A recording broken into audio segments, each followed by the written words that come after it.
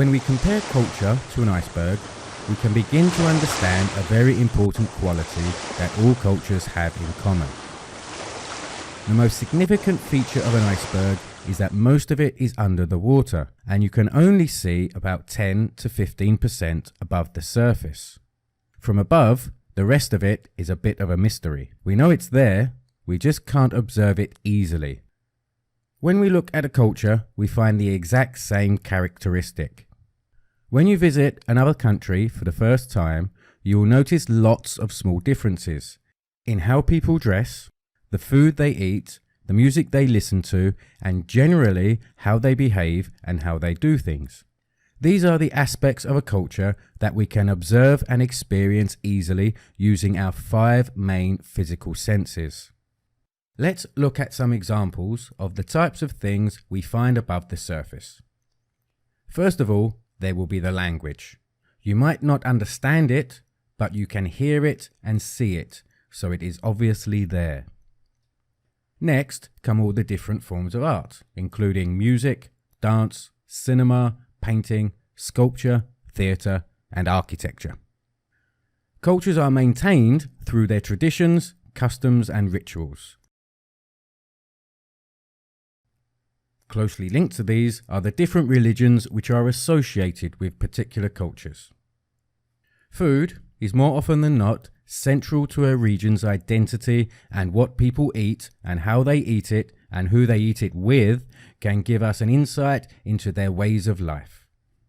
How people from other places dress differently is also very noticeable at first, although maybe less now than in previous eras. Above the surface, we can also see a culture's institutions, which include its organizations and societies, and its laws and practices. Lastly, on this iceberg, we can see manners, which basically refers to the ways in which people can be polite and show respect to the people around us. Tourists on their holidays interact with foreign cultures at this level, which is perfectly fine. But for a deeper understanding of a culture, then we must take the plunge and find out what's going on down below. Language is a fundamental part of culture, and in this situation is the link between above and below the surface. As we begin to descend, we find the things that people think about and can probably describe or explain using the words of their language. We have 5 examples on our iceberg, which are beliefs, ideals, norms, roles, and concepts. When we talk about beliefs, we aren't just talking about religion. Religion is the institution that we can experience above the surface. The belief systems of a culture are fundamental to how it views such things as education, science, history, politics, and all its other institutions in general. A culture's ideals are the generally agreed upon understanding of what is best for the individual and for the society as a whole. A good example of this is the American dream, which is a somewhat vague yet very compelling idea about working hard and taking social responsibility in order to achieve financial, political, and social freedom for the individual and the family.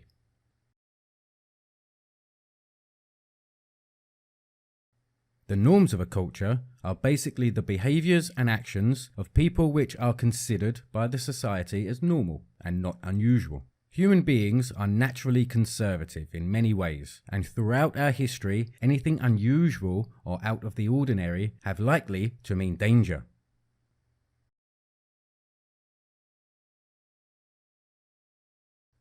Everybody within their lifetime will take on many different roles. For example, every man will play the role of a son.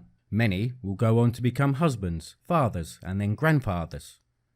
Society offers countless roles that individuals work towards and take on as part of their identity. Our gender, ethnicity, economic status, job or career, and personality determine which kinds of roles we will take on.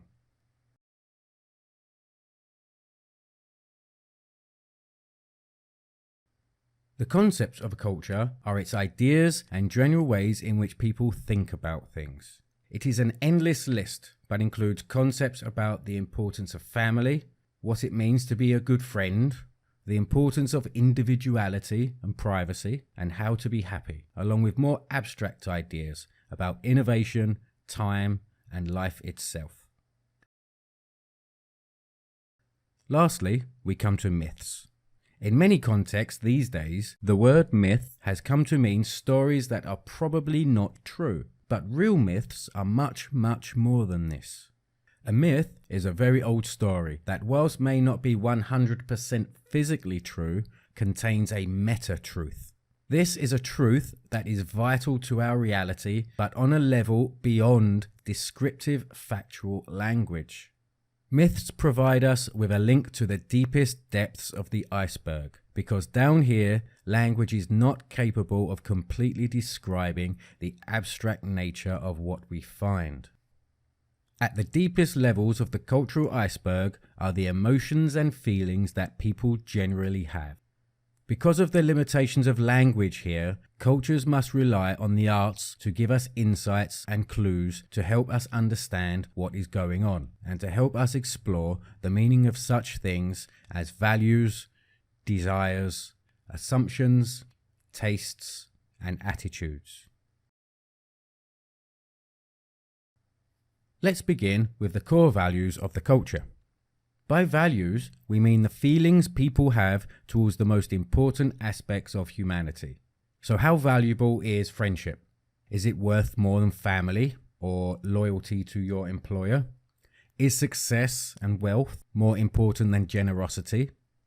The values of a culture include evaluations of honesty, courage, integrity, humility, and many other qualities. What do people want? At a superficial level, we would all probably want to win the lottery. So does this mean all we desire is money? Of course not. We desire the things that money can bring, such as safety, power, convenience, and let's be honest, the hot sexy girl or guy of our dreams. But there are also the things that money can't always help us with, like friendship, respect, health, and peace of mind. Most intercultural and communication courses warn us that we shouldn't assume anything, but in reality, this is impossible. We all make countless assumptions every minute of every day. We assume the light will come on when we flick the switch, that the bus will come not too late, that a good performance will be rewarded, or that our kindness will be returned. Maybe it is how we react to situations when our assumptions are not met that is really important here. Our attitude towards something is how we have decided to think and feel about it. It can be positive or negative and influenced by our emotions. Having a bad attitude, having an attitude out of step with other people within the culture, can make life very uncomfortable for the individual concerned and for everyone else that comes into contact with them. The word taste is mostly associated with food, but in the broader sense, it simply means the things that people like and dislike. So people can have different tastes in almost everything, including stories, fashion, music, movies, and even other people. Finally, there are the things that influence the culture from the outside. These are the things over which the culture has no control. To appreciate how much climate and geography influence a culture, just imagine a cold, mountainous village somewhere in the middle of a vast continent, then compare it to a coastal city in the tropics, and think about the differences in the challenges their populations face every day. Demographics is concerned with the details of a population, including how many people there are, the percentages of each gender, the amount of people in each age group, and the location of each of these. Right now, in the early part of the 21st century, the world has never seen such powerful mediums of communication.